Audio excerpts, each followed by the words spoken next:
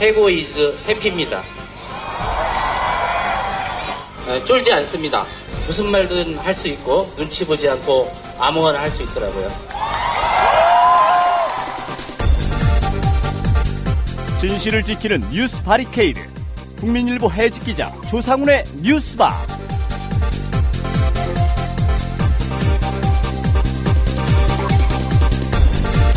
청취자 여러분 안녕하십니까? 조상훈입니다. 3월 24일 월요일 뉴스바입니다. 한 주를 시작하는 월요일 아침 뉴스바가 마련한 뉴스 메뉴 소개해드리겠습니다. 민주주의가 민생이라며 만만치 않은 도전에 나선 인물이 있습니다. 6.4 지방선거 김경수 민주당 경남지사 예비후보가 주인공입니다. 현재 홍준표 지사와의 지지율 격차는 여전히 매우 큽니다. 김경수 예비후보를 오늘 이슈 탐험에서 만나보겠습니다. 국가정보의 간첩 증거조작 사건이 그 실체를 드러내는 데는 유우성 씨를 변호한 민주사회를 위한 변호사 모임의 역할이 무엇보다 컸습니다. 민변이 보수 언론인 문화일보를 상대로 손해배상 소송에 나섰습니다. 무슨 일인지, 간첩 증거조작 사태는 어떻게 흘러가고 있는지 민변 소속 박주민 변호사와 오늘 초대석에서 얘기 나눠보겠습니다. 월요일의 요일별 코너 특종의 진수에서는 삼성 바로잡기 운동본부가 시민들의 성금을 모아 삼성을 비판하는 광고를 일간지에 게재하려 했지만 보수 언론도 아닌 진보 언론에서 게재를 거절했던 사연 알아보겠습니다. 잠시 광고 들으시고 김용민 PD와 함께 조간신문부터 살펴보겠습니다. 얼마나 더 속아봐야 정신 차리실 건가요? 네? 이제 그만 당할 때도 됐잖아요. 중고차 팔 때만큼은 차넷이 제가 받고 팔 수 있게 도와드리겠습니다. 중고차는 차넷, 가격 비교 차넷. 우와, 전국 400명의 전문 딜러에게 무료로 내 차를 평가받을 수 있네. 국민TV 여러분 차를 차넷에서 제대로 평가받고 보상받으세요. 내 차 팔 때 차넷, 제가 팔래 차넷. 우와, 내 차 제가 받고 친구 친지 모두 함께 차넷에서 팔고 주유 쿠폰 받고. 중고차는 차넷. 비교할수록 올라간다. 차넷 내 차 가격 비교 서비스. 1688-8249 1688-8249를 눌러주세요. 옥션 모터스에서도 차넷을 만나보세요. 국민 대리운전이 국민TV 후원과 더불어 국민TV 경기북부협의회와 함께 소년소녀 가정돕기에 참여합니다. 서울 경기 어디에서나 1544-9411 친절한 구대리가 모시겠습니다. 국민 대리운전 2014년 국민TV 조합원과 함께 아름답고 행복한 동행 1544-9411 1544-9411 지금 출발합니다.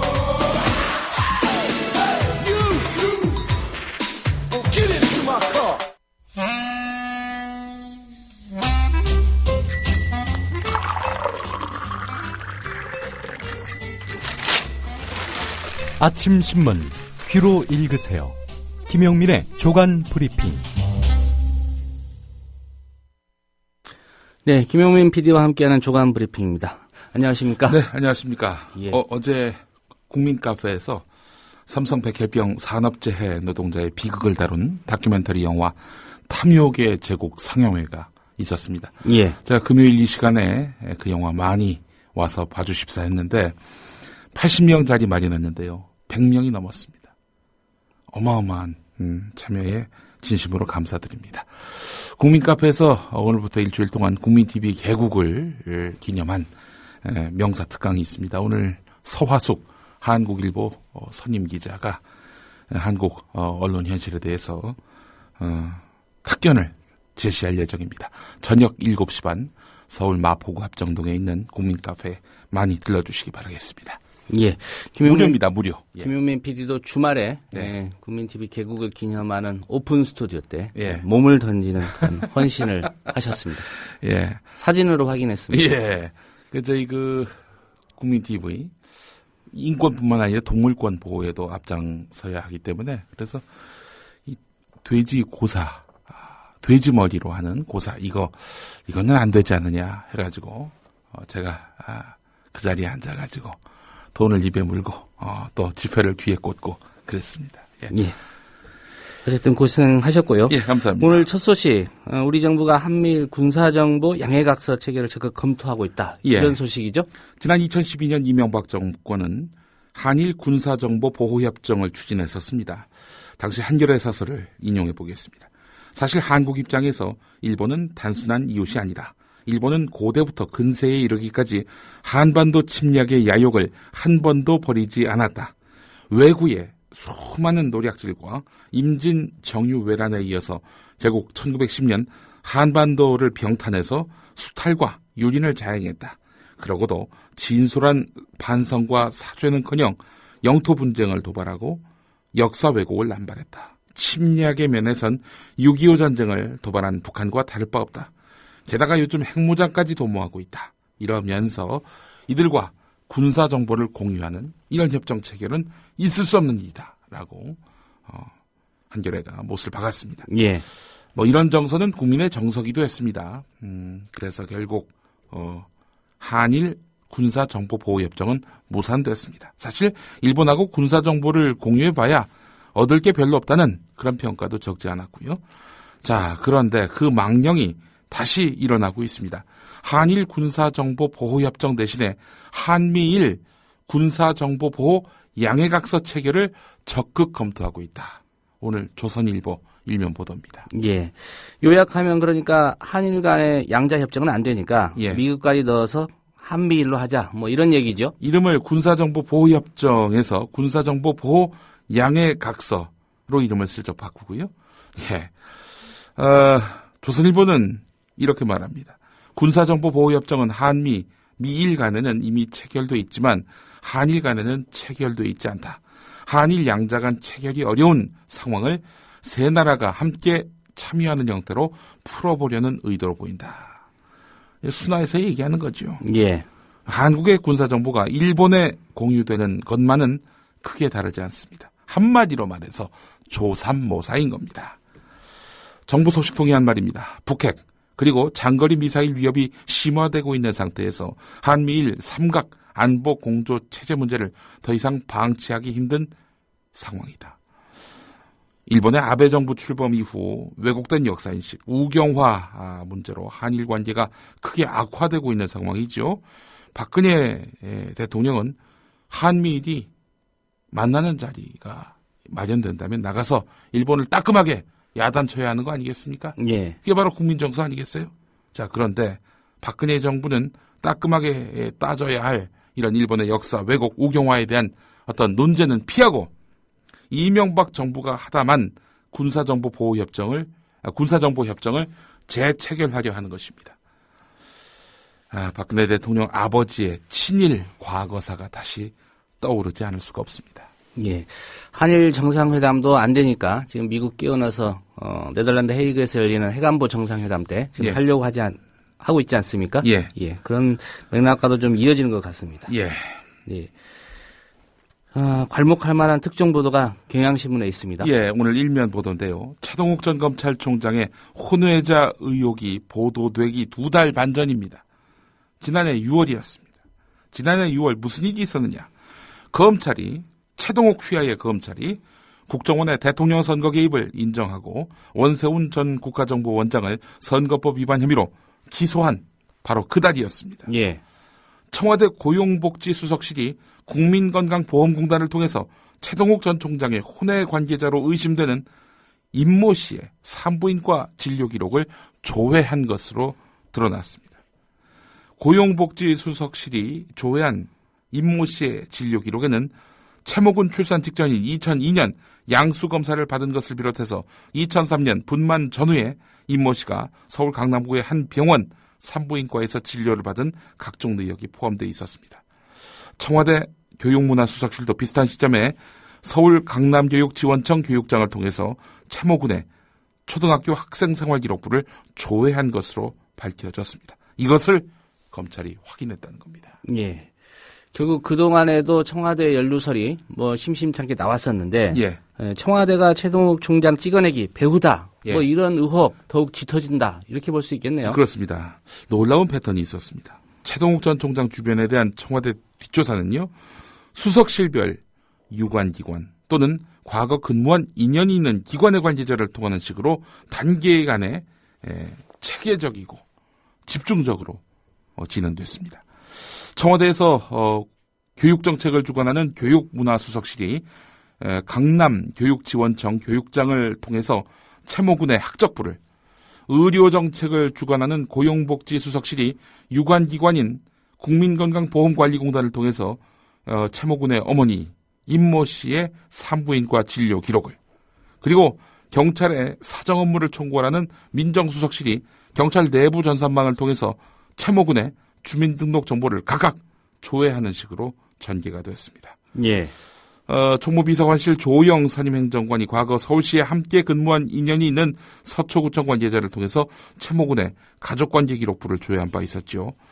청와대가 임모 씨의 산부인과 진료 기록을 조회한 것은 혼외자 의혹을 확인하기 위해서였을 가능성은 대단히 커 보입니다. 자, 그런데 임모 씨는요, 최동욱 총장과 법률적으로는 무관한 관계이고요. 또 공직자도 아닙니다. 민간인입니다. 민간인에 대해서 청와대, 권부의 핵심인 이 청와대가 뒷조사를 했다는 거 아닙니까? 자, 게다가 청와대는 최동욱 전 총장의 혼외자 의혹이 보도된 다음 찍어내기 의혹이 제기됐을 때 사전에 조사한 적이 없다. 이렇게 공식적으로 밝혔습니다. 그런데 오늘 경향신문 보도는 지난해 6월. 네. 예. 사전에 조사한 것으로 드러난 겁니다. 거짓말한 겁니다. 민간인 사찰하고 거짓말하고 이 국정원만 범죄 집단이 아니라 청와대도 범죄 집단임이 드러나게 된 겁니다. 이걸 두고 박근혜 대통령 뭐라고 할까요? 저도 속았고 국민도 속았습니다. 이럴까요? 그렇다면 대통령 그만둬야죠. 이렇게 무능하기 짝이 없고, 기본적으로 통치가 안 되고 통솔이 안 되는 이런 지도자가 뭐하러 그 자리에 앉습니까? 예. 검찰의 또 다른 수사, 지금 국민적 관심이 몰려 있는데요. 예, 국정원의 간처 증거 조작 사건입니다. 예. 속보가 오늘 또 있죠? 한국일보 신명 기사입니다.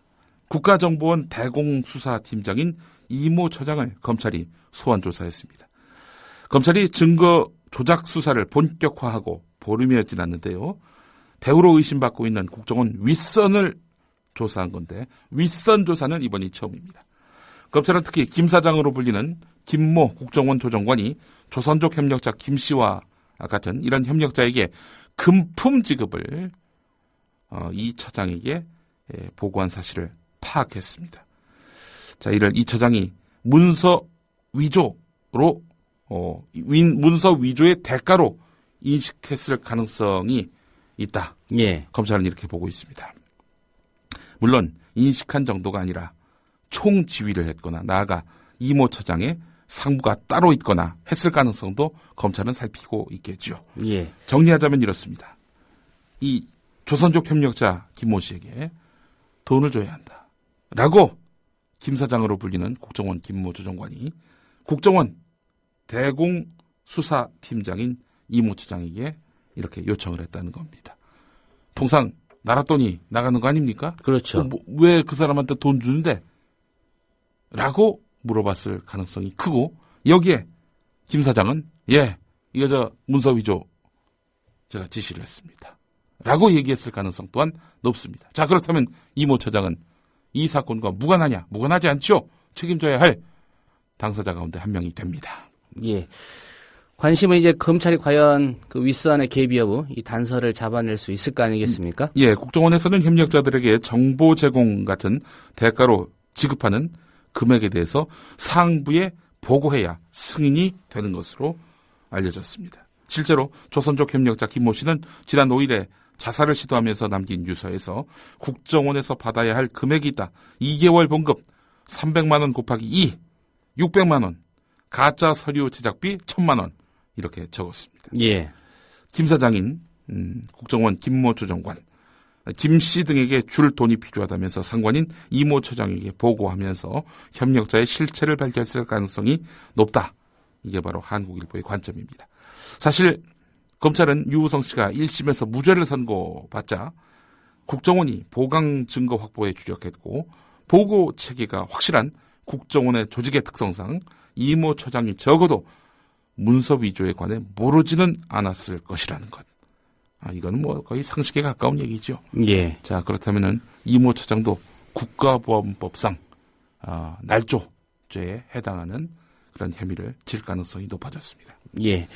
상황이 이런데 국정원 권모 과장 예. 검찰 조사를 받았었는데 예. 자살을 시도했다고요? 예, 그렇습니다.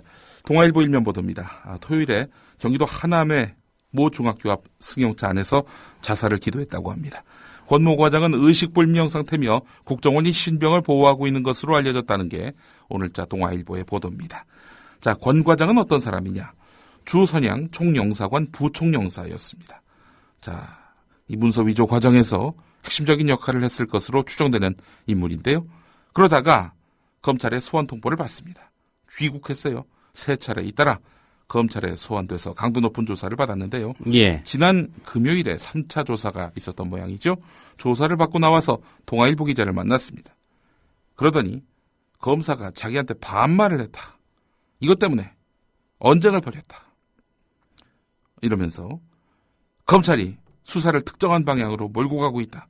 검찰이 조직을 이간질한다. 갖은 모욕을 당했다. 국가를 위해 일해온 우리 국정원 직원들을 위조, 날조범으로 몰아가고 있다. 이렇게 말했다고 합니다. 예. 이 선양 총영사관 부총영사라고 하면 그 이인철 영사의 상관인 거죠? 예. 예. 이 국정원 조직에 대한 충성심이 좀 대단한 분인 것처럼 보입니다. 그렇습니다. 예.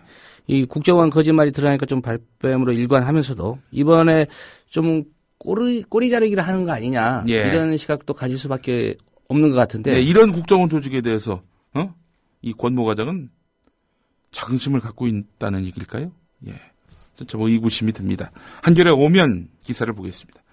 서울시 공무원 간첩 사건 이거였죠. 애초에는 서울시 공무원 간첩 사건 증거 조작에 대한 검찰 진상조사와 수사가 한 달 이상 진행되면서 유우성 씨에게 간첩 혐의를 씌우려 한 국가정보원의 증거 조작 실체가 모습을 드러내고 있는 상황인데요. 자, 그럼에도 불구하고 국정원은 여전히 위조를 지시하거나 공모하지 않았다.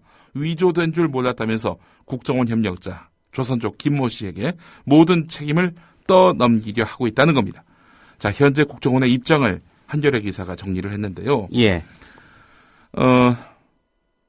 조선족 협력자 김 씨가 먼저 연락을 해와서 해결책이 있습니다. 이렇게 말을 했고 김 사장으로 불리는 국정원 김모 조정관은 조선족 협력자 김모 씨의 말을 믿었다. 김모 조정관은 답변서 위조를 지시하거나 공모하지 않았고 위조 방법도 몰랐다. 이게 이 시각 현재 국정원의 입장입니다. 협력자에게 모든 책임을 떠넘기면서 협력자의 문서 위조와 국정원은 아무런 관련이 없다. 이런 태도입니다. 예. 상황이 이러니까 특검 얘기가 계속 나오는 거고요. 그렇습니다. 예. 결국 이 국정원의 꼬리 자르기 성공할 건지, 예. 과연 검찰이 그 윗선까지 수사 의지가 있는지 이게 관건인 것 같습니다. 그렇습니다. 희생양을 만들어서 뜻을 이루고자 하는 것은 비단 국정원만이 아닙니다. 청와대도 그러합니다. 국정원, 청와대.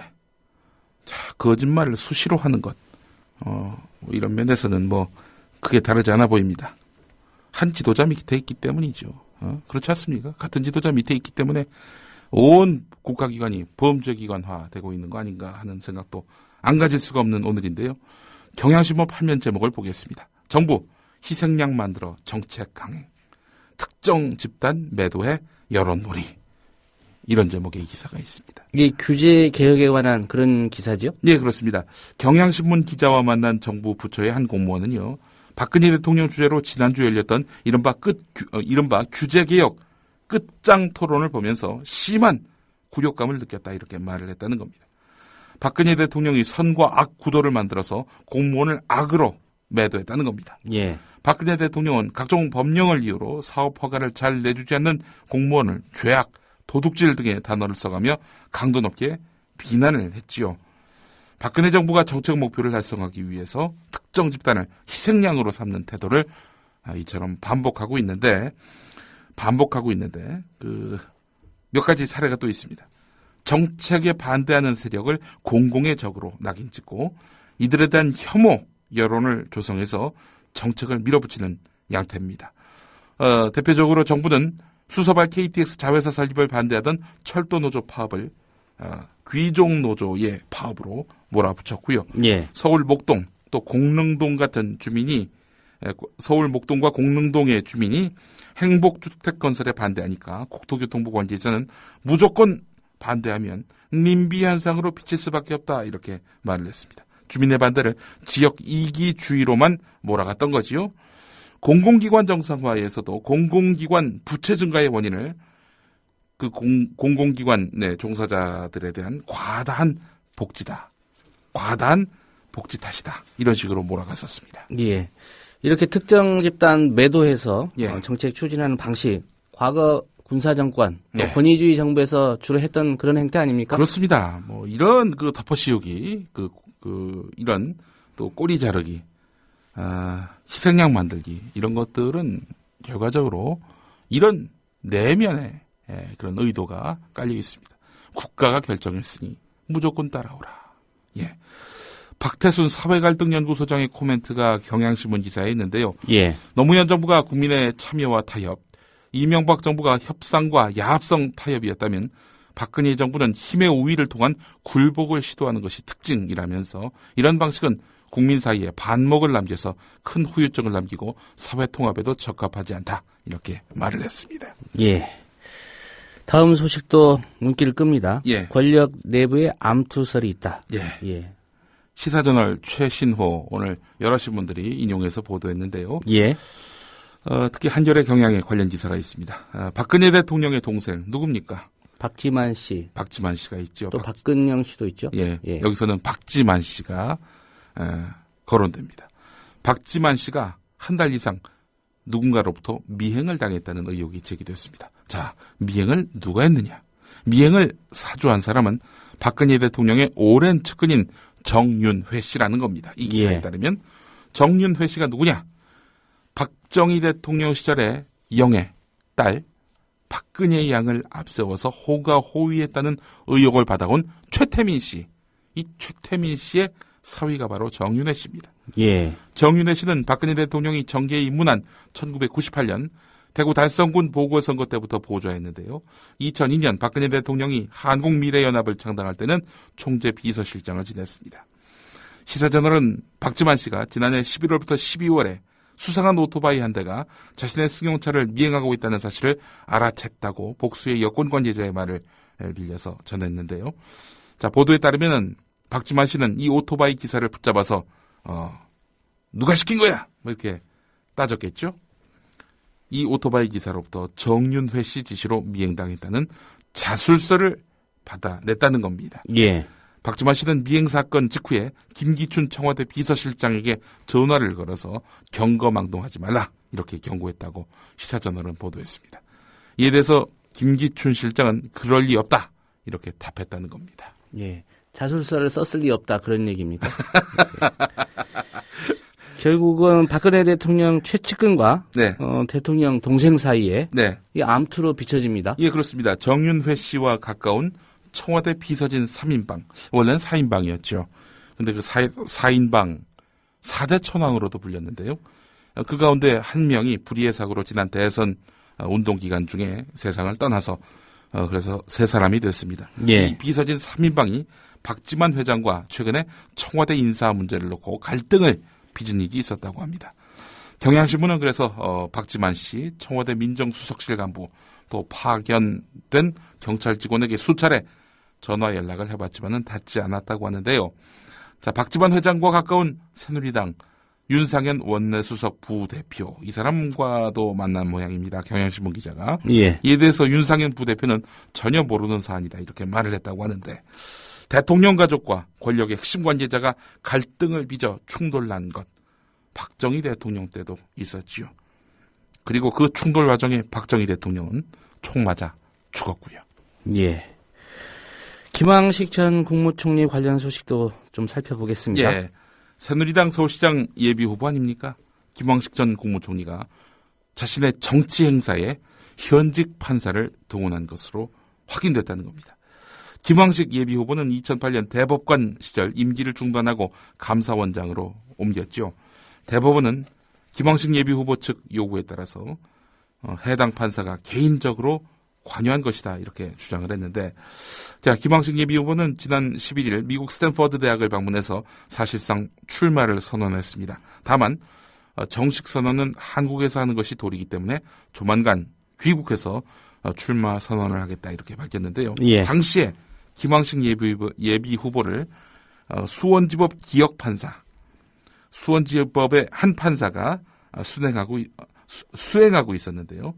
이 판사는 김황식 예비후보가 행사장에 도착해서 차에 내리자마자 가방을 받아 쥐고 뒤를 따랐다는 겁니다. 가방 못질을 했다 이런 얘기죠. 예.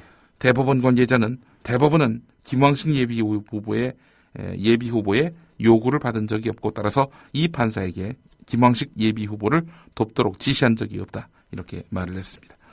법조계 관계자 얘기는 이 판사가 30대에 불과한데 이 판사가 김황식 예비후보와 직접 알기는 어렵고 설마 면식이 있다 하더라도 공식 행사에 불러낼 관계는 아니지 않겠는가 이렇게 말을 했습니다. 예. 이 김황식 후보자가 법령을 몰랐다면 모를까? 네. 대법관까지 지낸 사람인데 이거 후배 판사 앞길 막은 꼴이 된 거 아닙니까? 예, 정말 자기를 좋아해서 따라 붙었다면 이러지 말라고 왜 이러느냐고 라고 해서 돌려보내야 마땅한데 말이죠. 예, 누가 이 사람이 내 후배 판사라고 생각했겠나 혹시 이렇게 판단했던 것은 아닐까 하는 추정도 해보게 됩니다. 예. 국민일보 이 내용은 오늘 그 경향신문에 실린 기사였습니다. 자, 한 가지 짧게 소개를 해드리겠습니다. 다른 사람을 처벌해달라는 뜻을 분명히 밝히지 않았더라도 고소장에 허위 사실을 적은 것만으로도 무고죄가 성립된다는 대법원 판단이 나왔다는 겁니다. 예. 상당히 주목되네요.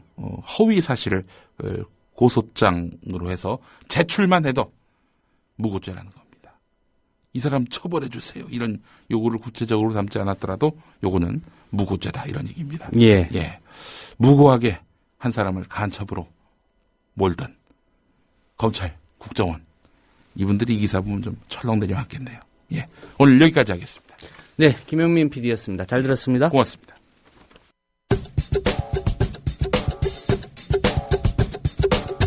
조상훈의 뉴스바 시사 앙케이트 조스바.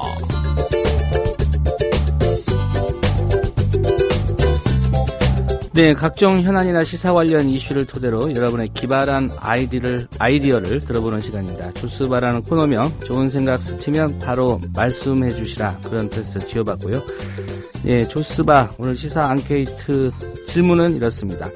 한국갤럽의 최근 몇 차례 여론조사 결과 곧 창당할 새정치민주연합의 지지율이 31%에서 30%, 급기야 28% 수준으로 내리막길을 걷고 있다고 합니다.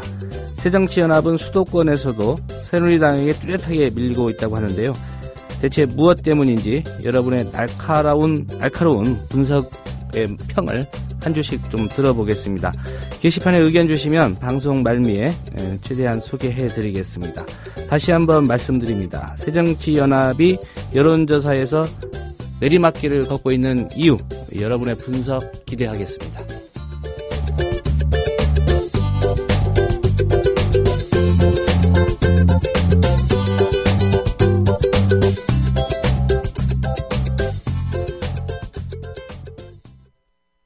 조합원 여러분 안녕하십니까?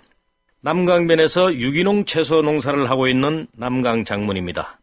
유기농 채소는 하루아침에 만들어지는 것이 아닙니다. 최소한 6년 이상 농약과 화학비료를 사용하지 않은 깨끗한 땅에다가 오염되지 않은 퇴비만을 이용해서 농사를 지어야만 비로소 탄생하는 것입니다. 월 정기 주문을 하시면 매주 한 차례씩 다양한 유기농 채소를 골고루 보내드리겠습니다. 하루 30kg 이상은 생산하지 않습니다. 다음 검색창에서 남강농부 장영선을 찾으십시오. 주문 전화는 010-8009-7320, 010-8009-7320. 휴대폰 문자 메시지로 주문해 주시면 고맙겠습니다. 감사합니다. 조합원 스토리텔링님 신청 광고입니다. 겨울철 벨미 과메기 맛있게 드셨어요? 포항 죽도시장 상인협동조합에서 이번에는 간장게장을 내놓아요. 살아있는 암꽃게로 만들어 살이 탱탱한 명품 간장게장. 미디어 협동조합원께는 아주 저렴한 가격으로 모시고 배송비를 따로 받지 않습니다. 010-9896-8282 010-9896-8282 검색창에서 죽도락을 검색하세요. 밥도둑 망도둑 내 사랑 간장게장. 조합원 관조님 신청 광고입니다. 안녕하세요. 성주에서 30년간 참외 농사를 지은 부모님과 제가 정성 들여 키운 성주 참외를 조합원들께 소개합니다. 참외엔 면역력 증진에 좋은 폴리페놀, 노화 방지에도 좋은 항산화 물질이 있고 태아에 도움이 되는 엽산 등 많은 좋은 성분들이 있습니다. 10kg과 5kg 상품이 준비되어 있으며 조합원 여러분께는 무료 배송에 할인된 가격으로 드립니다. 문의는 010-6269-7154. 상품 가격은 다음 블로그 관조 참외를 검색해주세요.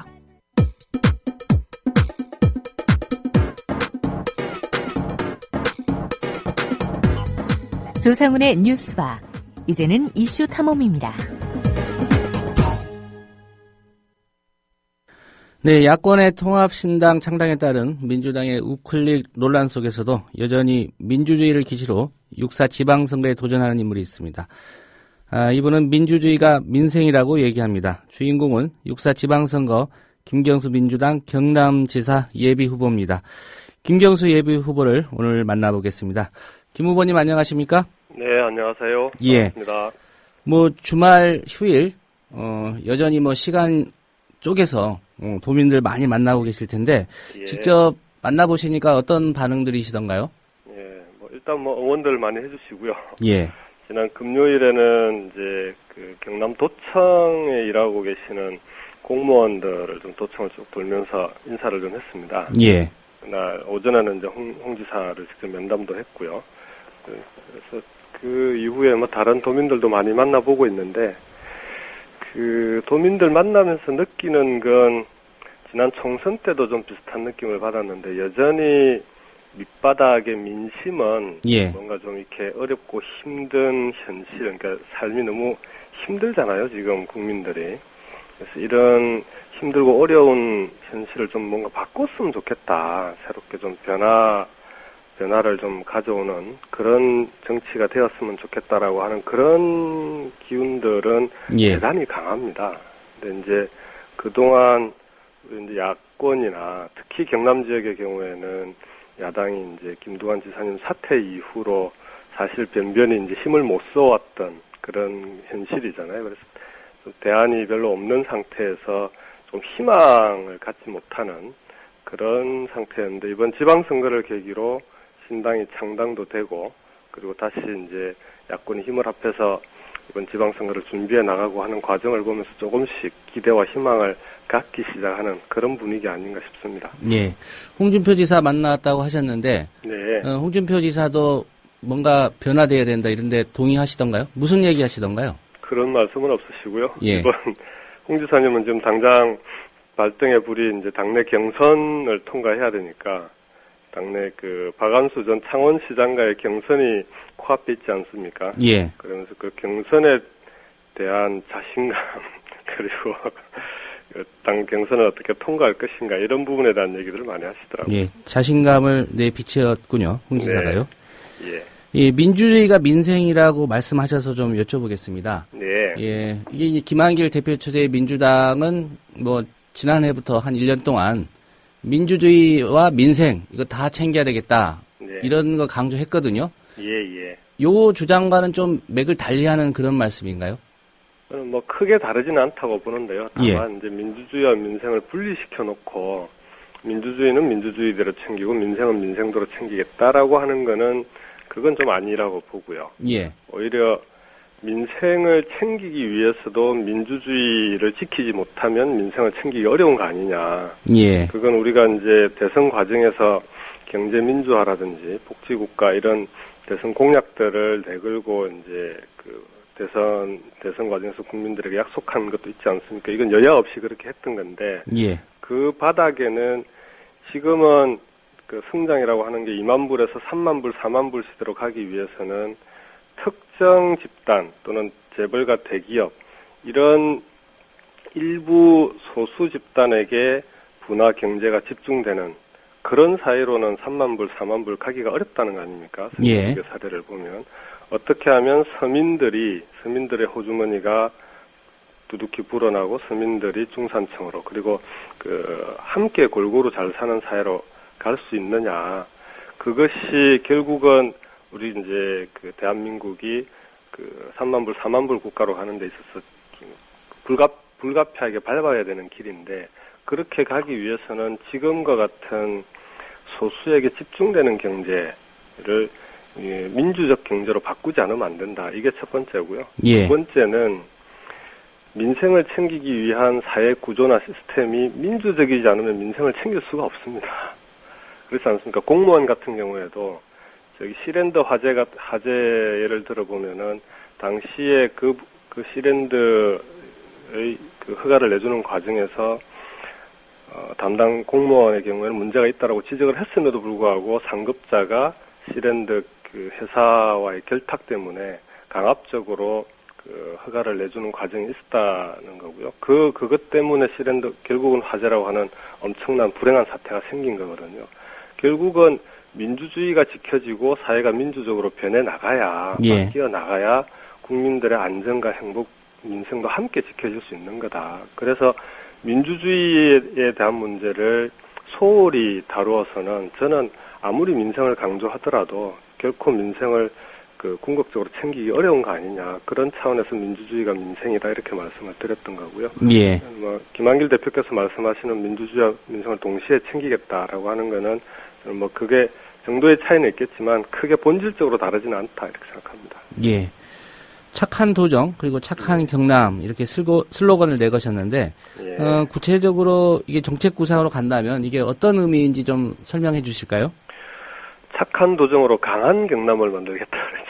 착한 경남이 아니고요. 예. 그러니까 이제 착한 도정이라고 하는 건 근본적인 의미는 이제는 도정, 즉 지방정부의 행정의 경우에도 현대사회가 되면서 공무원들이나 도지사 개인의 강한 추진력이나 이런 것만으로 공무원들의 힘만으로 지방행정을 만들어 나가기에는 이미 사회가 너무 복잡하고 다양해졌습니다. 그래서 지방정부의 행정에, 지방자치 행정에 주민들과 소통하고 협력하고 주민들의 참여를 이끌어내지 못하면은 지방행정이 제대로 이루어지기가 어렵거든요. 근데 지금 현재 경남도정을 보면은 홍 지사 개인의 캐릭터가 워낙 강하시기도 하고, 그 다음 진주 어려운 사태에서 보여지듯이 홍 지사 본인의 결정으로 국민들과 대통령, 국회의 반대까지 무릅쓰고 그걸 진주 어려운 파쇄를 강행해버리지 않습니까? 예. 이런 도정으로는 저는 강한 경남을 만들기 어렵다. 왜냐하면은 진주 어려운 문제는 홍 지사가 그렇게 강력하게 추진해서 마무리된 것 같지만 결국은 또다시 지방선거를 앞두고 문제가 다시 불거지지 않습니까? 예.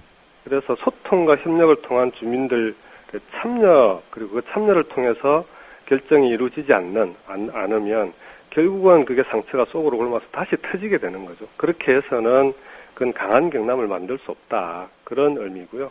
그래서 오히려 주민들과 함께하는 착한 도정으로 강한 경남을 만들겠다. 이게 첫 번째 의미고요. 두 번째는 이게 정치나 이제 선거에 나가는 사람들이 선거 당시에는 온갖 약속을 다 늘어놓습니다. 예. 그래 놓고 선거 끝나고 나서 취임을 하고 나면은 언제 그랬냐는 듯이 약속을 보란듯이 파기하는 지금 그런 일들이 국가적으로도 그다음 지방 행정에서도 부지기수로 지금 벌어지고 있지 않습니까?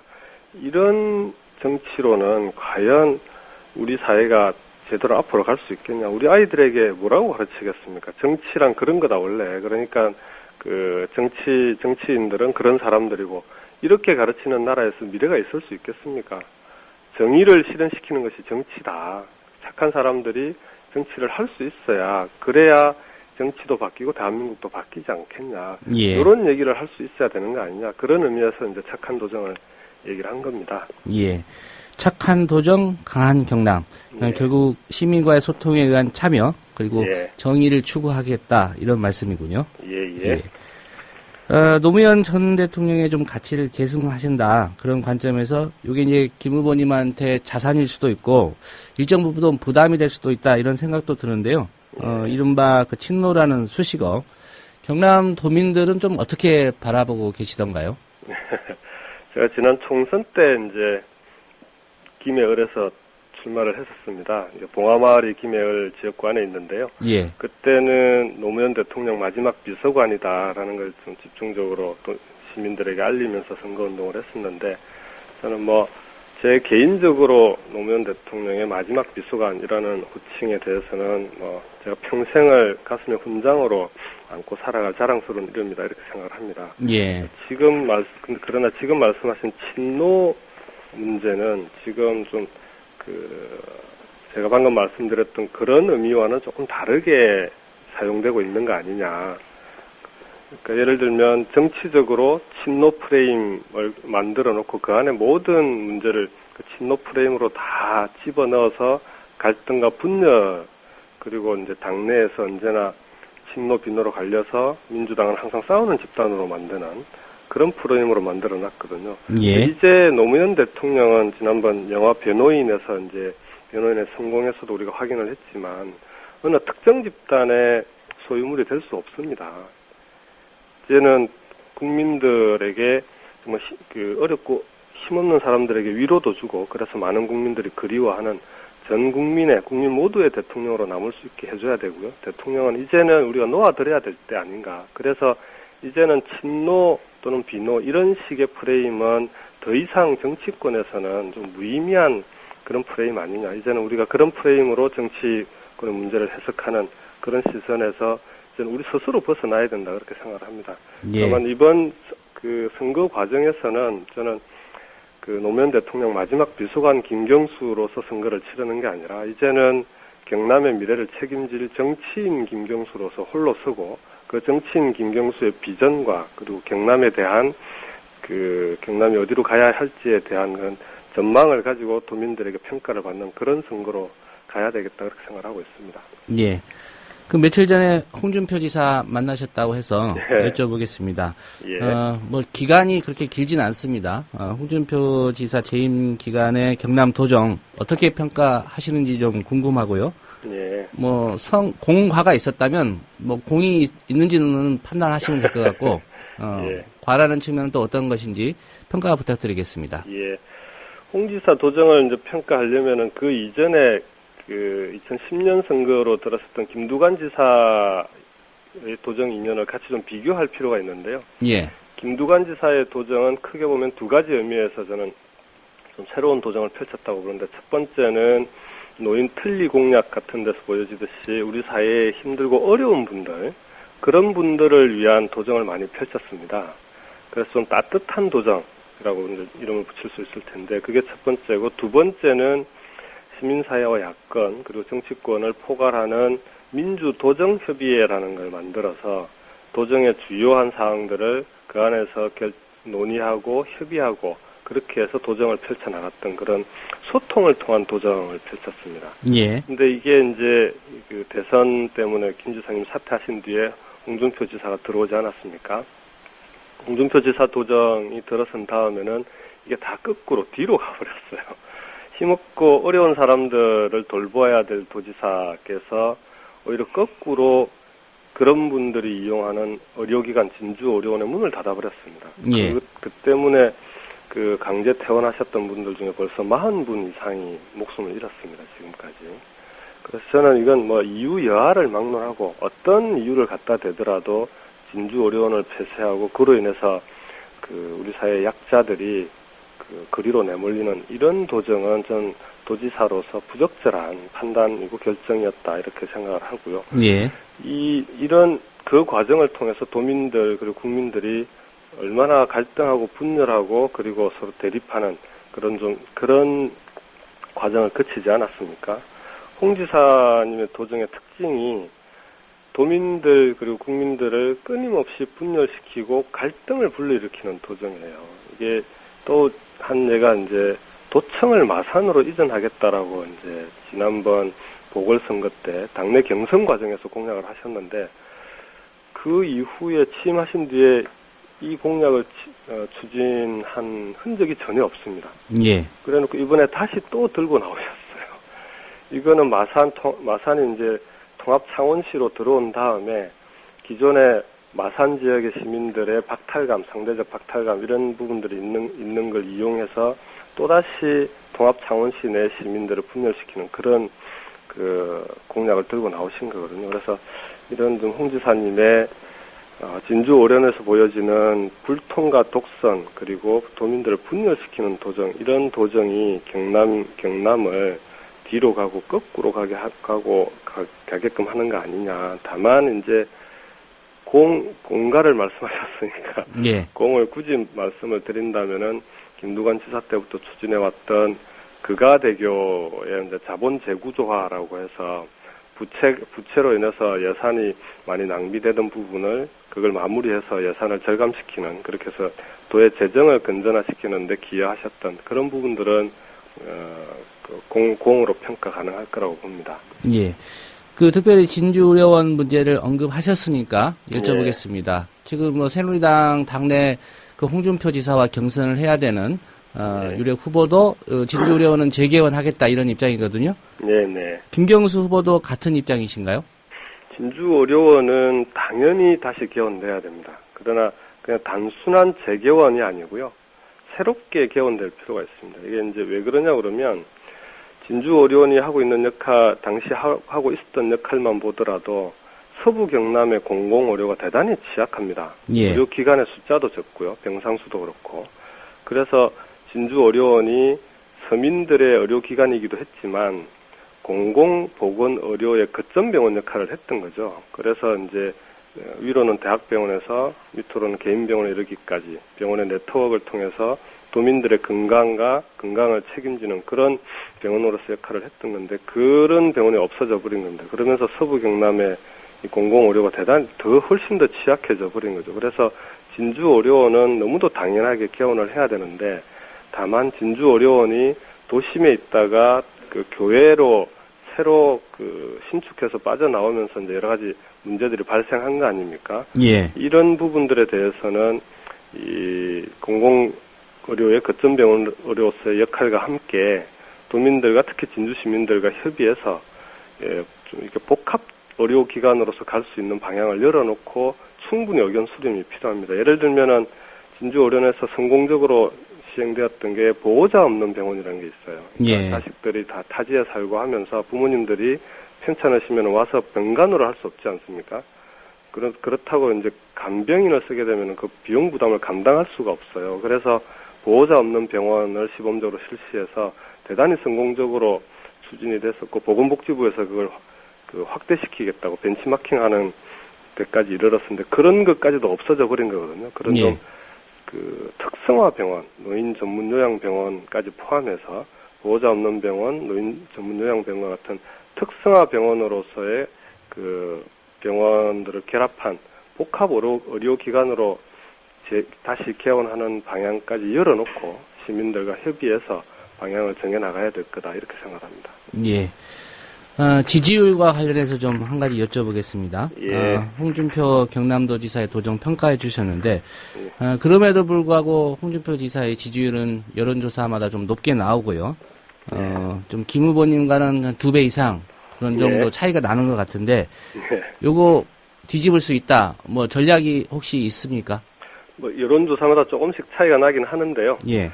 그 지금의 여론조사는 저는 뭐 기본적으로 인지도 조사다라고 생각을 합니다. 그래서 특히 이제 지방선거에서 광역단체장 선거는 각 당의 후보들이 정해지고 선거전이 본격화되면은 그 집중적으로 이제 미디어를 통한 선거전이 이루어지지 않습니까? 예. 그 과정에서 인지도 문제는 뭐 자연스럽게 저는 해소된다고 봅니다. 다만 오히려 그 선거에서의 지지도 문제는 민심이 가장 큰 관건이다. 도민들의 민심이 어디로 흘러가고 있고 그 민심을 도민들의 마음을 누가 얻을 수 있는 그런 선거운동을 하느냐에 달려 있다고 보는데요. 예. 지금 경남의 경우에는 과거에 그 수도권과 함께 이제 국가 경제를 지탱하는 중심축이었거든요. 두 개의 중심축 중에 하나였는데 한 20, 30년 흘러오면서 모든 게 수도권으로 빨려가면서 경남의 경우에는 이제 1류에서 2류, 그 다음에 중심에서 변방으로 밀려나가고 있는 그런 상황입니다. 그래서 경남이 다시 이번에는 재도약해야 되는, 게 조금씩 쇠락해가는 경남을 일으켜 세워서 재도약시키기 위한 그런 중대한 기로에 서 있습니다. 예. 그러면은 이런 기로에 서 있는 경남에는 어떤 리더십이 적합하냐. 홍준표 지사는 대표적으로 과거형 리더십 아닙니까? 행정을 하시는 모습이나 그 다음에 추진하고 있는 행정의 내용이나 이런 것들이 다 구시대 과거형 리더십이거든요. 과거형 리더십으로는 경남을 미래로 이끌어가기가 어렵지 않냐.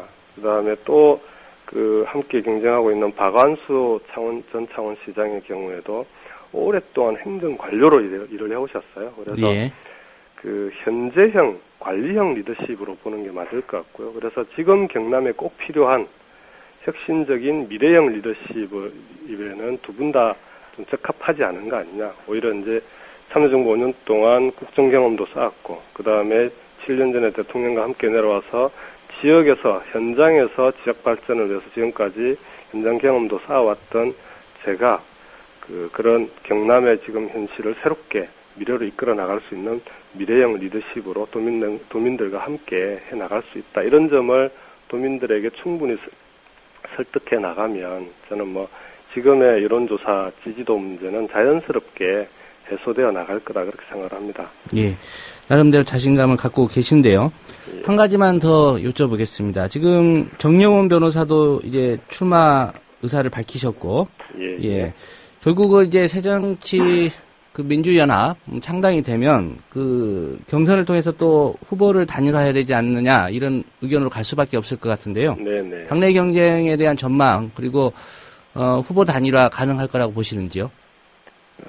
당내 경선과 이제 후보 단일화는 또 조금 다른 문제인데요. 예. 당내 경선은 이제 모레 중앙당이 창당되고 나면 중앙당 차원에서의 경선에 대한 방침이 정해질 거라고 봅니다. 그러면 그 방침에 따라서 자연스럽게 진행하면 경선은 결과가 나올 거라고 보고요. 다만 이제 정영훈 변호사도 우리 이제 영남 지역의 경우, 특히 경남의 경우에는 야권의 정치 자원이라고 하는 게 많지 않습니다. 그 과정에서 서울에서 오랫동안 변호사로서 경제 파트에서 일을 해오셨던 분이라 예. 이런 분이 우리 지역에서 정치를 함께 해 나가고 있다는 것 자체가 대단히 중요한 자산이자 자원입니다. 그래서 함께 해 나가야 될 분이고요. 이제 경남 도정이라고 하는 것은 종합 행정입니다. 그래서 종합적인 도정을 펼쳐 나가기 위해서는 경제뿐만 아니라 이제 사회, 경제, 문화 전반을 아우를 수 있는 그런 경험이나 능력이 대단히 중요하고 그런 점에서 청와대 국정상황실에서 국정을 경험하기도 했고 대통령 곁에서 5년 동안 국정을 함께 경험하고 추진했던 그런 좀 경험이나 그다음 지역 현장에서의 경험 이런 부분들이 정영훈 변호사에 비해서 제가 좀 경쟁력이 있지 않겠냐. 그리고 도민들이 그런 부분들을 자연스럽게 평가할 거다 이렇게 생각을 하고요. 예. 후보 단일화 문제는 이제 진보 정당들의 후보와 단일화를 어떻게 할 거냐의 문제인데 그 부분은 저는 도민들의 뜻이 자연스럽게 선거가 가까워지면 여야가 특히 이제 여당의 홍준표 지사의 도정을 심판하기 위해서는 야권이 힘을 합해야 된다라는 그런 자연스러운 도민들의 민심이 하나로 모아질 거라고 보고요. 그에 따라서 후보 단일화는 이루어지지 않겠느냐 그렇게 기대합니다. 예, 오늘 말씀 잘 들었습니다. 네, 고맙습니다. 네, 지금까지 착한 도정, 강한 경남을 슬로건으로 내걸고 6.4 지방선거 경남도지사직에 출사표를 던질 민주당 김경수 예비후보와의 인터뷰였습니다.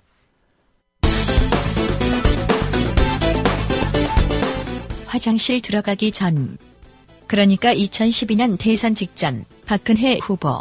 또한 기초자치단체의 장과 의원의 정당 공천을 폐지하겠습니다. 박근혜 후보는 대통령에 당선됐지만 기초선거 정당 공천 폐지 약속은 무참하게 뒤집어지는데 새누리당이 기초공천 폐지를 백지화하고 기초공천 폐지 공약은 못 지켜집니다마는 그래도 그 근본 취지는 살리는 노력을 했다 하는 평가를 받을 수 있도록. 이런 가운데 민주당 김한길, 새정치연합 안철수 두 당대표 기초선거 정당 공천 폐지 약속을 지킨다는 점을 고리로 신당 창당을 선언하고 김한길 대표와 안철수 중앙운영위원장은 이번 지방선거에서 국민께 약속한 대로 기초선거 정당 공천을 하지 않기로 결정했습니다. 정부와 여당은 대선 때의 거짓말에 대한 반성과 사과를 하지 않고 오만과 독선으로 가득 차 지방선거를 앞두고 또다시 국민을 기만하고 있습니다. 정치의 근본인 약속과 신뢰를 지키기 위해 이번 지방선거에서 기초단체장과 기초의원에 대한 정당 공천을 하지 않기로 결정했습니다. 그러나 새누리당은 공천에서 기호 1번을 얻고 야권 통합신당은 기호는커녕 후보 난립 또 선거 패배를 염려해야 할 처지. 공천제를 유지하는 것이 책임 정치를 위해서 필요하다. 우리 당론 투표 과정에서 반대 의사를 분명히 했고 박지원 전 원내대표는 당의 공식 후보를 알릴 수 있는 기초공천을 폐지하면 선거에도 지고 조직도 무너질 것이라고 경고했습니다. 통합은 승리를 위해서 했고 선거에 승리를 해야 새 정치를 할 수 있습니다. 정동영 상임고문도 기초공천을 안 하면 현역 구청장이 전멸해 서울시장 선거도 질 것이라고 우려했고 이부영 상임고문 역시 손해를 감수하며 공약을 지킬 필요는 없다고 강조했습니다. 야권 통합신당 후보로 출마하려던 후보들. 이런 고육지책. 안철수 의원이 통합야당 창당 배경을 설명하는 모임이 끝나자마자 안 의원에게 사람들이 몰립니다. 대부분 야권의 기초선거 후보자들로 안 의원과 사진을 찍기 위해서입니다. 감사합니다. 사진으로 이제 게시물을 만들거나 이렇게 해서 그런 걸 홍보할 수 있는 자료로 만들려고도 할 겁니다. 공천을 받을 수 없는 야권 후보자들은 어떻게든 자신이 적통임을 알리기 위해 갖가지 방법을 동원하고 있습니다. 기호 2번을 쓸 수 없게 된 만큼 야당을 연상시키는 파란색 복장은 기본입니다. 민주당 대선 후보였던 문재인 의원과 찍은 사진을 담은 대형 현수막도 내겁니다. 정당의 색깔과 유력 정치인과의 친분을 홍보에 적극 활용할 수밖에 없습니다. 민주당에서 다시 당 공천을 해주셨으면 합니다.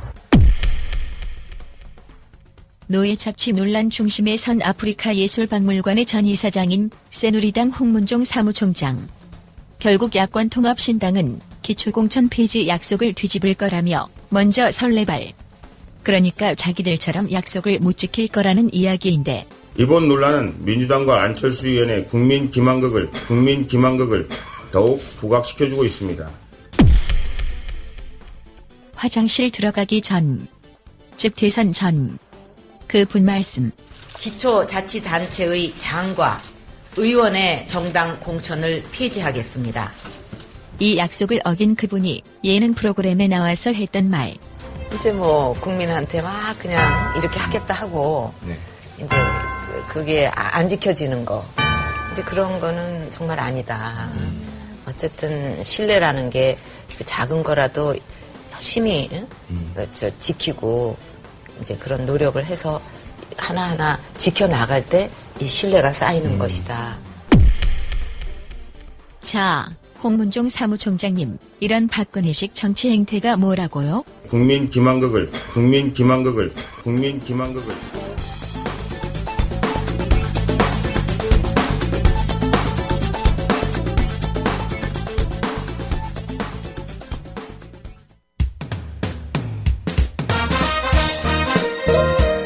균형 잡힌 시각, 정직한 분석, 조상훈의 뉴스바. 이어서 초대석으로 만납니다.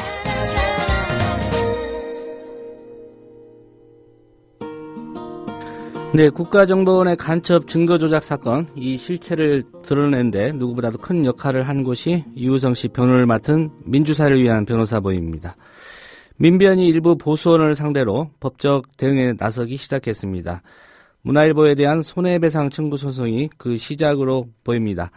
네, 민변 박주민 변호사 연결해서 무슨 일인지 그리고 증거조작 사태 어떻게 흘러가고 있는지 한번 짚어보겠습니다.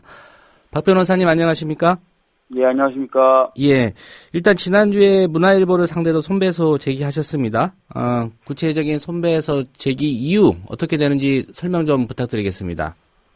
예. 지난주에 일단 언론의 왜곡 보도에 대한 대응팀을 꾸렸고요. 예. 1차 검토를 통해서 가장 왜곡의 정도가 심하고 또 그 고의성도 가장 뚜렷하다라고 판단되는 문화일보를 대상으로 이제 손해배상 청구를 하겠다라고 결정을 했습니다. 사실은 오늘 또는 내일 손해배상 청구 소송이 들어갑니다. 법원에요?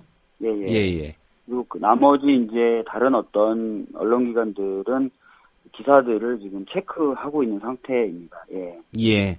그 문화일보는 어떤 보도 때문에 손배소 제기하겠다 이렇게 결심하신 건가요? 문화일보의 경우에는 이제 뉴스타파에서 제공했던 그 자료 화면을 이용해가지고 예. 유우성 씨의 사증, 보통 비자라고 부르는데 그것이 위조됐다라고 의혹을 제기한 보도가 있었습니다. 근데 아시다시피 그 보도 자료에서 사증 번호를 지웠던 것은 개인정보가 유출되는 걸 막고 또 화면에 어깨 쪽에 숫자가 계속 나오는 것이 좀 이상하게 보여서 지웠던 것인데 예. 그런 부분을 이제 고의적으로 이용해가지고 사증까지도 위조한 것이다. 이렇게 보도를 한 부분에 대해서 저희들이 문제 제기하기로 한 것입니다. 예. 그 대응팀 꾸려서 다른 언론사 보도도 지금 스크린하고 있다고 말씀하셨는데. 예, 맞습니다. 예. 그 다른 언론사들은 어디입니까? 지금 저희들이 주로 살피고 있는 언론은 TV조선, 세계일보, 뉴스와이, 조선일보 뭐 이런 언론들을 대상으로 좀 살펴보고 있고요. 예. 이 언론들은 이미 몇 년 전에 이제 불기소 처분 받았던 유우성 씨 일부 행동을 마치 이제 새로운 사실이 밝혀진 것처럼 보도를 한다든지, 예. 또는 뭐 그 언론에 북한 이탈 주민 등을 등장시켜가지고 이중 간첩 논란 등을 다루면서 자료 화면으로는 이제 유우성 씨 얼굴이나 모습을 계속 사용해가지고, 예. 시청자들로 하여금 이제 사실관계를 오인하도록 만든다든지. 또는 유우성 씨에 대해서 일부 보수단체들이 구체적인 증거 없이 주장하고 있는 여러 사실들을 여과 없이 다루는 등의 태도를 좀 보이고 있습니다. 그래서 그런 어떤 기사들 중심으로 위법한 사항이 없는지 확인하고 있습니다. 예. 그러면 소송 제기의 주체가 유우성 씨가 되는 건가요? 아니면 민변이 되는 건가요? 주로는 이제 유우성 씨가 될 것입니다. 그리고 경우에 따라서는 뭐 뉴스타파라든지 다른 언론사들이 될 수도 있는데요. 주로는 유우성 씨가 될 예정입니다. 예. 소송 제기는 이제 유우성 씨가 하고 이 법률 대리를 우리 민변에서 맡아서 하신다 이 말씀이군요. 예, 맞습니다. 예. 그 문화일보를 비롯해서 지금 소송을 제기하기로 한 그 상대방 언론사들의 어떤 반응이 있었습니까? 직접적으로 지금 문제시되고 있는 언론사들이 뭐 저희 쪽에 연락을 해온다든지 하는 바는 없습니다. 예. 다만 이제 법률 대응팀을 구성하기로 했다. 그리고 활동을 시작하겠다라는 보도 자료를 배포한 이후에는 뭐 이렇게 확연히 차이는 나진 않지만 악의적인 보도가 어느 정도 줄어들고 있는 그런 것으로 지금 감지되고 있습니다. 예. 예. 일각에서는 만약에 유우성 씨가 간첩 혐의 이 유죄 선고를 받았을 경우에 뭐 여권이나 사정기관이 민변도 가만두지 않았을 것이다. 이런 얘기도 좀 있었습니다. 예. 뭐 이른바 종북 프레임으로 민변까지 좀 엮어보려는 거 아니냐 이런 분석도 있던데요. 어떤 그런 느낌 민변 입장에서도 좀 갖고 계시는지요? 아무래도 지금 뭐 거의 민변이 국정원 검찰하고 진검승부를 하는 것처럼 보일 정도입니다. 그래서 경우에 따라서는 그런 시도를 할 수 있다고도 생각하고 있고요. 예. 그래서 여러 가지로 뭐 빌미를 줄 만한 행동이라든지 이런 것들은 하지 않도록 좀 조심하고 있는 상황입니다. 예. 지금도 지금 민변을 향한 보수단체의 어떤 대응 이런 것들이 상당히 거칠어져서 뭐 폭발을 하겠다느니 이런 어떤 이야기들도 지금 들려오고 있는 상황입니다. 다만 이제 저희가 좀 답답한 것은 이 변호사라는 기능 또는 변호라는 기능이 인정된 이유가 정부라든지 검찰이 위법하다고 생각했던 것 또는 지목했던 것에 혹시나 잘못된 부분이 없는지라고 의심하는 것이 바로 변호라는 기능의 시발점입니다. 예. 그런데 이제 정부가 간첩이라고 지목했던 사람에 대해서 그것을 의심하고 파헤쳐 들어가고 또 의혹점이 제기되는 것이 있을 경우에는 그것들을 적극 알리는 이 변호라는 기능의 기본적인 어떤 것들을 수행하는 것을 적대시한다는 것 자체가 저희는 그 헌법이라든지 또는 사법제도의 본질적인 어떤 메커니즘이라든지 의미를 무시하는 거라고 저희들은 생각하고 있습니다. 예. 언론사 상대 그 소송 제기와 관련해서 이런 예. 지적도 있을 것 같아서 한번 여쭤보겠습니다. 예. 예, 평소 이제 민변하면 언론의 자유라든가 표현의 자유를 위해서 좀 싸우시는 그런 단체로 예, 예. 인식이 되고 있는데 예. 이번 소송 제기가 뭐 그런 거가 좀 역행하지 않느냐 이런 지적도 있을 법한데요. 네, 사실 뭐 민변이 언론의 자유를 위해서 싸웠던 건 사실이고요. 지금도 민변은 언론위원회를 두고 언론의 자유를 위해서 열심히 지금 활동을 하고 있습니다.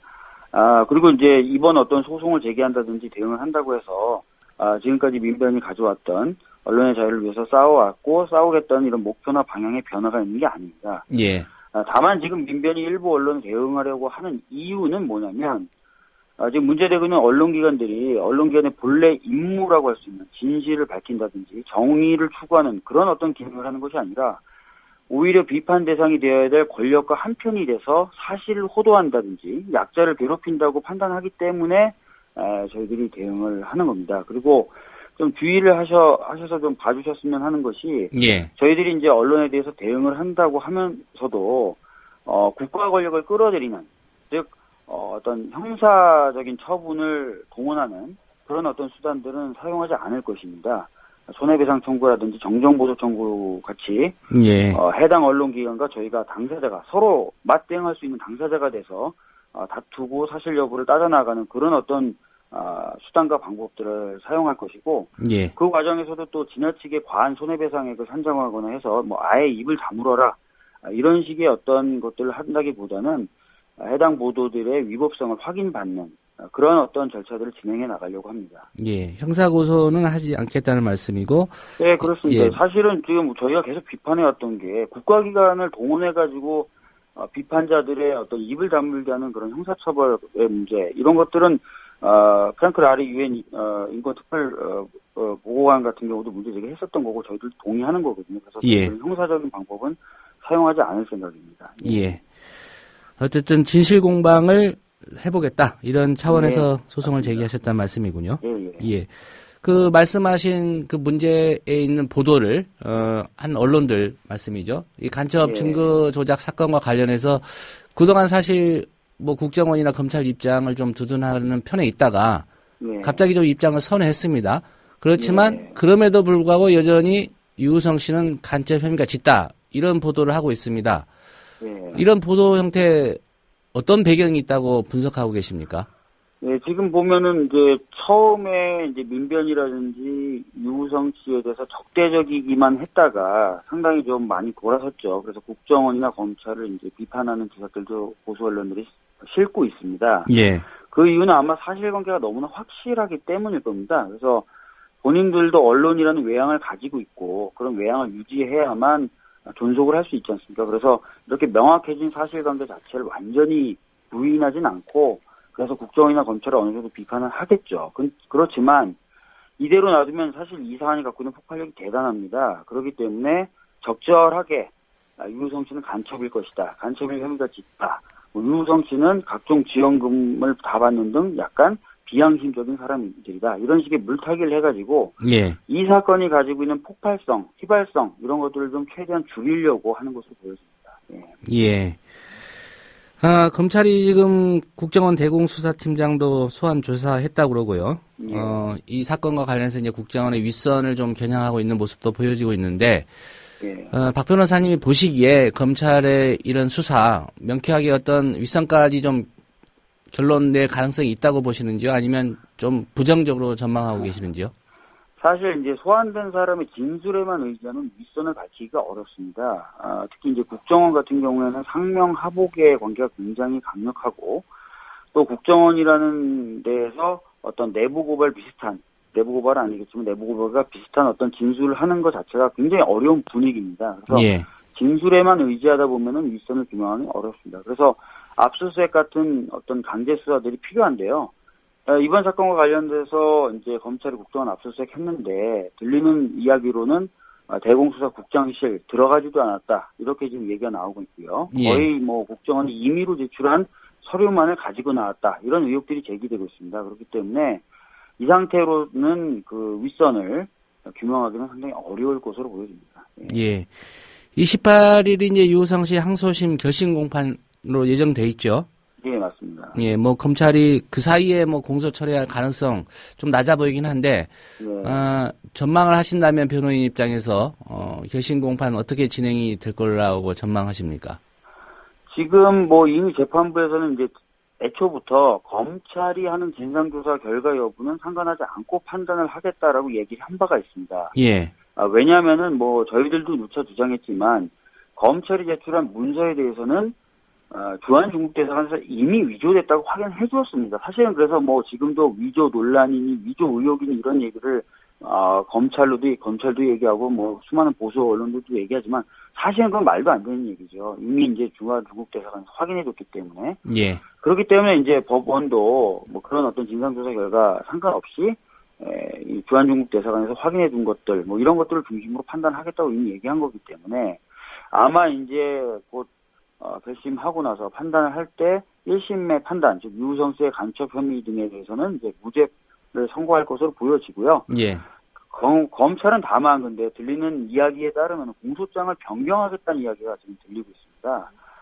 무슨 얘기냐면은 예전에 이제 유우성 씨가 중국 국적임을 속이고 탈북자다라고 해가지고 이제 지원을 받은 게 있거든요. 그래서 그거에 이제 북한 이탈 비밀보호법 위반 혐의로 1심에서도 인정된 바가 있는데 예. 그 공소 금액을 늘리겠다. 2천 몇백만 원이 아니라 7,700만 원 정도 늘리겠다. 많은 돈을 어쨌든 불법으로 지원받았다. 그렇습니다. 이런 그런 식으로 하는 식으로 공소장 변경을 시도하려고 한다. 왜냐하면은 공소장 변경을 이제 신청을 하게 되면요. 예. 그것이 받아들여지고 또 그것에 대해서 다퉈야 되고 하는 과정이 있기 때문에 재판이 뒤로 미뤄집니다. 뒤로 미뤄지면은 그나마 지금처럼 국민의 관심이 고조된 상태에서 무죄 판결이 나오는 게 아니라 많이 관심이 꺼진 상태에서 무죄 판결이 나오겠죠. 예. 아마 그런 것들을 노리고 공소장 변경을 신청할 거다라는 얘기들이 지금 들려오고 있습니다. 예.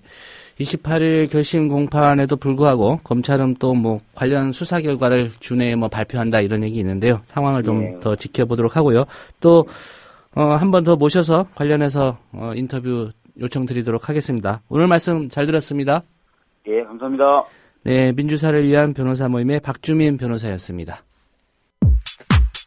국민TV 라디오가 국민 라디오로 새롭게 단장합니다.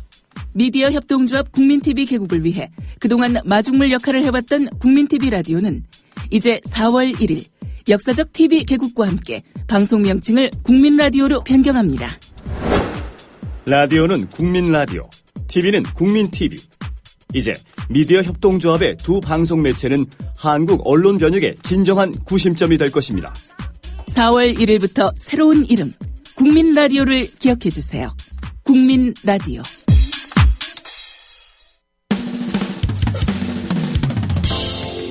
여러분은 지금 국민일보 해직기자 조상훈이 진행하는 국민TV 라디오 아침 시사 프로그램 조상훈의 뉴스바와 함께하고 계십니다.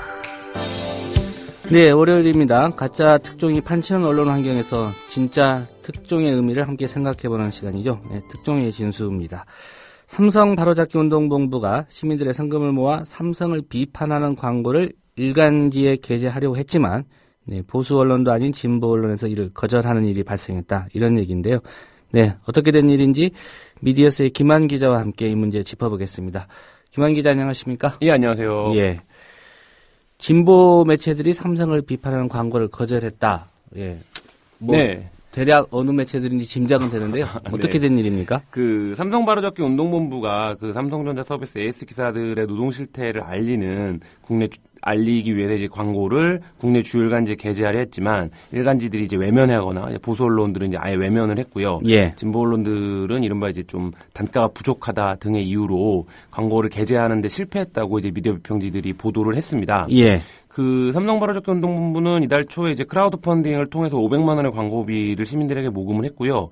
이 돈으로 이제 일간지 광고를 하려 했던 겁니다. 그래서 아시다시피 그 AS 기사들이 처우 굉장히 열악하고 최근에 노조도 결성되고 뭐 삼성 차원에서는 첫 번째 노조 깃발이 뜨고 뭐 이래서 좀 굉장히 좀 그거 했었는데요. 예. 그래서 이제 대다수 일간지들이 그런데 거부를 이제 한 겁니다. 광고 뭐 실어줄 수 없다. 네, 그렇죠. 예. 그래서 뭐 일단 뭐 조중동 등 보수 매체들은 아예 이제 광고 타진을 했는데 이제 예. 답변조차 주지 않았다고 하고요. 뭐 진보 매체라고 해봐야 뭐 일간지 중에서 다들 예상을 하실 테니까요. 이제 말씀을 드리면 뭐 저희도 취재를 했던 사안이니까요. 그 한겨레 같은 경우에는 이제 삼성이라는 기업 이름이 들어가기 때문에 광고 불이익에 대한 위험 부담 차원에서 한 2,700만 원은 받아야 된다. 이게 이제 광고국의 입장이었다고 하고요. 그 경향 같은 경우엔 그 삼성의 비판적인 해당 광고를 내보낼 경우에 예. 삼성 광고가 들어오지 않을 수 있기 때문에 좀 게재는 어렵다 이런 입장을 전달했다고 합니다. 예. 한 곳은 이제 광고가 좀 덜 들어오는 상황을 감안해서 단가 광고료로 한 네. 2,700원 줘야 된다. 네. 당초 한 500 정도 제시했단 네, 말인데, 그렇죠. 예. 뭐 한 곳은 이제 좀 불이익을 감수하기가 어렵다. 네. 이런 얘기였군요. 네네. 그 게재하려고 했던 광고 내용이 무엇이었습니까? 네, 그 광고는 이제 그 삼성 소비자 2,000명의 서명을 모아서 삼성 AS 기사들의 노동인권을 보장할 것을 이제 삼성 이재용 부회장 등에게 요구하고 문제 해결을 촉구하는 내용이었습니다. 예. 그래서 AS 기사들이 그동안 겪었던 이제 상황들을 몰랐다. 그래서 미안하다. 그다음에 이제 삼성 AS 기사들의 54%가 우울증세를 보인다는 조사 결과 같은 내용들이 팩트들이 삽입이 됐고요. 예. 그다음에 결국 소비자와 AS 기사 모두가 피해자였다. 그래서 그 AS 기사들에게 돌아간 돈이 뭐 결국 한 건을 하는 데에서 3,300원 정도밖에 되지 않았고 삼성이 이제 그 정도밖에 주지 않는데 삼성이 그 엄청나게 많은 전자제품을 팔고 이제 수익을 올리고 있는데 뭐 매출이 100조에 이익이 10조라고 하는데 예. 뭐 이 돈은 다 어디로 가는 거냐. 그래서 그 합당한 대우를 받고 노동인권을 받을 수 있도록 고객 담당 최고 임원인 이재용 부회장이 응답해야 한다. 뭐 예. 이런 내용의 의견 광고였습니다. 예. 뭐 광고 내용 보면은 삼성전자나 뭐 이건희 회장 또 이재용 부회장 입장에서는 곤혹스러운 네. 그런 내용일 것 같은데요. 예. 뭐 이 광고를 거절한 매체들 그분들의 입장도 있을 것 같은데 어떤 얘기 하던가요? 네, 그러니까 일단 이제 해당 광고가 일반 광고가 아닌 의견 광고라는 데서 차이가 있다 이렇게 설명을 하고 있습니다. 예. 그 광고를 거절했던 한 매체 관계자는 의견 광고는 명확하게 일반 광고와는 다르다. 의견 광고는 일반적으로 주관적인 입장에 담긴 광고이기 때문에 매체에서도 역시 부담을 가질 수밖에 없다. 같은 지면이라도 단가가 좀 비쌀 수밖에 없다. 근데 이런 측면을 잘 이해를 못한 것 같다. 뭐 예. 이렇게 이제 설명을 했는데요. 근데 이제 한겨레나 경향 같은 경우에 비교적 다른 매체보다 의견 광고들이 많이 실리는 편입니다. 여러 가지 뭐 이유들이 있겠죠. 뭐 시민사회단체에서도 네. 많이 실리고요. 네네. 근데 이게 이제 그래서 삼성 바로잡기 운동본부 쪽에서는 삼성 광고가 아니었어도 이런 해명이 나왔겠느냐 뭐 이런 입장들을 보이고 있습니다. 예. 아니 조중동 보수 매체들도 의견 광고 많이 실리지 않습니까? 네, 그렇죠. 많이 실리죠. 주로 보수 단체들에. 예. 관련해서 특히 뭐 두 개의 매체가 있지만 한 매체가 더 특별히 삼성에 좀 약하다. 네. 이런 비판도 있던데. 네, 그렇습니다. 차이가 있습니까? 예, 그 경향신문이 삼성은 좀 약한 것이 아니냐 이런 비판도 제기되고 있는데요. 그 경향신문은 광고 거문 파문 직후에 광고 이제 거부하고 직후에 그 송경동 시인이 쓴 예. 어디서라도 이겨봐야 하지 않겠는가라는 칼럼에서 삼성과 관련된 언급에서 이제 생체 실험이라는 단어를 빼달라고 부탁을 했고 뭐 이렇게 필자하고 그게 합의가 돼서 그 송고를 하는 데 있어서 그 내용이 빠지고 이제 송고가 됐습니다. 그래서 이제 외부 필진에 삼성 관련 원고에 말하자면 이제 손을 수정을 한 것인데요. 예. 그래서 이것이 뭐 내부에 설왕설래가 있습니다. 뭐 이 정도 데스킹은 충분히 가능한 것 아니냐라는 측도 입장들도 있고, 근데 이게 삼성이 아니면 굳이 외부 필자가 쓴 표현 하나를 문제 삼고 그거를 이제 뭐 더욱이 편집국도 아닌 광고국에서 연락을 해서 빼는 거는 그 자체가 그 개입이 아니냐 뭐 이렇게 보는 시각들도 상당히 있는데요. 이례적이죠. 네, 예. 그렇죠. 예. 예. 근데 어쨌든 그래서 그 경향신문이 좀 삼성 문제와 관련해서 좀 데스크급이나 광고국 쪽에서 눈치를 너무 많이 보는 것 아니냐 뭐 이런 비판들도 나오고 있습니다. 근데 이 상황에는 역설이 하나 있습니다. 뭐냐면 한겨레와 경향신문의 삼성 광고 비율이 타 신문보다 높다는 점인데요. 예. 그 삼성 광고 비율이 한 25%를 상회하는 걸로 그 알고 있는데 한겨레 전체 경향이요. 광고 매출의 네, 25% 정도. 4분의 1 정도를 네네. 이제 삼성이 차지한다는 얘기네요. 그래서 그 다른 언론도 마찬가지지만 삼성이 전체 이제 매체 광고 시장을 리딩하는 역할을 구조를 띠고 있습니다. 그래서 실제 삼성보다 광고비를 더 많이 집행하는 회사도 있긴 하지만 예. 뭐 분기나 이렇게 경우에 따라서는 근데 결국 삼성의 광고를 주냐 주지 않느냐에 따라서 전체 광고주들의 이게 달라지는 뭐 이런 경향들이 있는데 그래서 삼성이 광고를 줄이면 25%만 사라지는 것이 아니라 사실 더 사라진다는 것이죠. 그래서 그 삼성이 그 한겨레 경향에 광고를 이제 소극적으로 주거나 아예 주지 않던 때가 있었습니다. 그때 예. 진보 언론 2개가 굉장히 어려웠었거든요. 근데 이제 광고국 담당자들은 그런 좀 기억이나 이런 것들을 갖고 있는 게 아니냐, 뭐 이런 평가들도 나오고 있습니다. 예, 당시에 결국은 결과만 놓고 본다면 이 매체들 쪽에서 삼성에 좀 손을 든 그런 상황으로 귀결되지 않았습니까? 예, 뭐 그렇게 볼 수도 있을 거고요. 근데 기업과 언론의 관계에서 뭐 광고라는 것이 뭐 한쪽이 일방적으로 지거나 이기거나 뭐 이런 관계는 아니지 않습니까? 그러니까 삼성 쪽에서 어쨌든 그 자사에게 거의 뭐 유일하게 비판적인 기사를 쓰는 일간지 매체라고 할 수 있기 때문에 그 경영계 한결을 굉장히 불편해하고 그걸 이제 광고를 안 주는 걸로 이제 그걸 대응을 하다가 결국 이제 광고를 주기로 방침을 바꾸고 어쨌든 우회적인 형태가 어떻게 됐든 광고를 줬던 것이고요. 또 이런 얘기도 있습니다. 최근에 이제 삼성 관련해서 가장 화제가 됐던 것 중에 하나가 또 하나 약속이라고 할 수 있을 텐데요. 예, 영화 상영되는 문제. 예, 그 또 하나 약속 관련해서 경향신문과 한겨레가 가장 많은 보도를 한 매체이기도 합니다. 실제 삼성 그 문제와 관련해서. 예. 그래서 경향신문의 한 중견 기자는 이제 최근 젊은 기자들이 삼성 관련 기사를 오히려 너무 많이 발제한다. 그래서 오히려 편집국이 난감해하는 부분이 있고 그러니까 워낙에 이제 발제되는 양 자체가 많기 때문에 예. 그 부분에서 야 이것만 가자 이렇게 얘기가 되면 삼성 관련된 기사가 잘린다 뭐 이렇게 이제 한다는 거죠 일선 기자들이. 예. 근데 실제 다른 매체에서는 삼성 관련된 기사가 그렇게 많이 발제가 아예 되지 않는다 뭐 이런 측면들을 얘기를 하기도 하던데요. 그래서 어쨌든 그 광고와 삼성 그러니까 그 일간지에 삼성이 미치는 영향력 이런 것들이 좀 확인이 된 사례라고 보여지고요. 그다음에 이런 관련된 상황을 좀 정황적으로 또 설명할 수 있는 게 그 지난주에 있었던 이제 이부진 씨가 그 택시기사한테 4억을 받지 않기로 해서 예. 그 엄청나게 화제를 모았고 당일날만 어뷰징 기사가 300개가 넘는 걸로 제가 봤었거든요. 뭐 그런 것들도 보면 언론이 삼성에 어떤 그 자세를 취하고 있는지 뭐 이런 것들이 좀 드러나는 게 아닌가 이런 생각이 듭니다. 예, 뭐 한겨레나 경향신문 매체 내부적으로도 편집국하고 또 광고국이 뭐 삼성을 대하는 건 다르죠. 온도차가 있는 것 같습니다. 뭐 광고 게재를 뭐 거부했다고 해서 특별히 이번 그 삼성 바로잡기 운동본부에 광고 게재를 거부했다고 해서 편집국 기자들이 기사마저도 뭐 쓰지 않는 그런 구조는 아니라는 거 뭐 독자들께서 다 알고 계실 것 같고요. 그 좀 딜레마적인 상황이고 계속되던 상황인데 좀 논의가 지지부진한 상황인데요. 그러니까 진보 매체, 그러니까 언론과 광고의 독립성의 관계, 그리고 지금 말씀하신 편집국과 광고국이 사실상 이제 말하자면 좀 분리 경영되고 있는 예. 요 구조가 불가피한 것이냐, 어쩔 수 없는 것이냐, 아니면 개선해야 될 것이냐, 이렇게 어떤 시각으로 보느냐에 따라서 문제를 좀 달리 볼 수 있을 것 같습니다. 그래서 언론계 많은 사람들은 광고와 기사는 별개다 이런 얘기를 하지만 사실 현실적으로 삼성의 영향력과 기업 군의 이제 그 권력 관계를 놓고 봤을 때 뭐 완전히 관련이 없다 이렇게 얘기를 하는 것도 사실 이제 우스운 얘기겠죠. 그렇다라고 하면 진보 언론의 전체 광고 매출의 4분의 1 이상을 삼성이 갖고 있다. 뭐 이 상황 자체를 어떻게 볼 것이냐. 뭐 요거에 대해서 좀 고민이 필요할 것 같고요. 그렇다면 이러한 매체가 필요하다고 생각하는 사람들이 좀 뭐 적극적인 동참이나 참여, 뭐 구독이라든지 뭐 이런 걸 해줘야 되는데 예. 아시다시피 이제 대부분의 한국 사회에서는 아직까지 이제 기사를 공짜로 보는 것이라는 인식이 강하기 때문에 이 구조에서 진보 매체는 어떻게 생존해야 하는 것인가.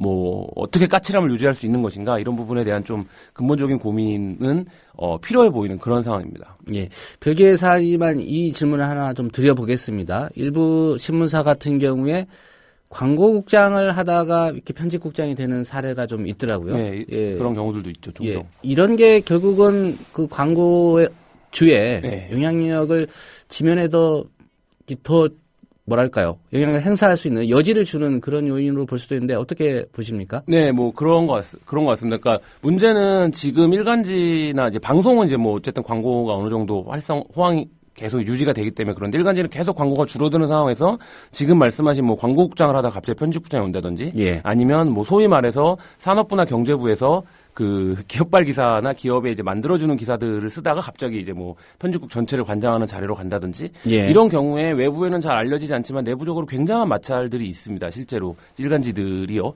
그리고 이제 그게 일간지의 생존에 있어서 이제 불가피하다. 뭐 이런 얘기들도 하고 있는데 사실 이제 이 부분에 대해서 좀 본격적인 고민이 필요하다. 그리고 이제 이 신문 시장을 정상화하는 데 있어서 이런 부분들에 대한 논의이 좀 본질적으로 필요하다 이런 생각입니다. 예. 삼성 바로잡기 운동본부가 요청한 삼성 비판하는 광고를 게재 거부한 진보 언론의 그런 상황에 대해서 오늘 미디어스의 김한 기자와 얘기 나눠봤습니다. 오늘 말씀 잘 들었습니다. 예, 감사합니다. 네, 조스바 앙케이트 답변 주신 분들 소개해드리겠습니다. 오늘 드린 설문은 새정치민주연합의 지지율이 계속 떨어지는 이유 뭐라고 생각하십니까? 이렇게 질문 드렸는데요. 소개해드리겠습니다. CN익이라는 닉네임 쓰시는 분입니다. 선명 야당성을 잃은 어정쩡한 행보 플러스 김한길 안철수 의원의 역사인식 부재가 원인이다. 이런 의견이시고요. 동그라미님, 김한길 안철수 대표의 솔직하지 못한 태도 그리고 내 편만 끌고 가려 하는 태도 때문이다. 이런 답변 주셨고요. 올드패션님 분석입니다. 김한길 안철수 의원 시대의 고민을 짊어지고 고뇌하는 지도자의 모습보다는 이제 막 뿌리 내리는 새싹 같은 모습에 기대치가 무너지는 것 같습니다. 이런 의견이십니다. 수호천사 짱님 의견입니다. 무능한 야당에 대한 민심의 반영이다. 온갖 부조리와 부정부패 등 마땅히 해결할 일을 외면하는 야당. 그렇기 때문에 지지율이 떨어진다. 이런 분석이시고요. 마지막으로 불쏘시개님 의견입니다. 민주주의에 역행하는 암덩어리들을 그대로 둔 채 당 안에서만 새정치를 외치고 있으니 지지율이 갈수록 떨어지는 것이다. 이런 의견이십니다. 네, 김한길, 안철수 이 두 사실상의 현재 공동 대표로 가는 모양새인데요. 이 두 분에 대한 비판이 좀 많은 것 같습니다. 의견 주신 분들 고맙습니다. 오늘 저희가 준비한 소식은 여기까지고요. 지금까지 제작의 김용민, 김효진, 박성재 PD였고요. 저는 조상훈이었습니다. 내일 오전 7시 30분에 다시 오겠습니다. 들어주신 여러분 고맙습니다.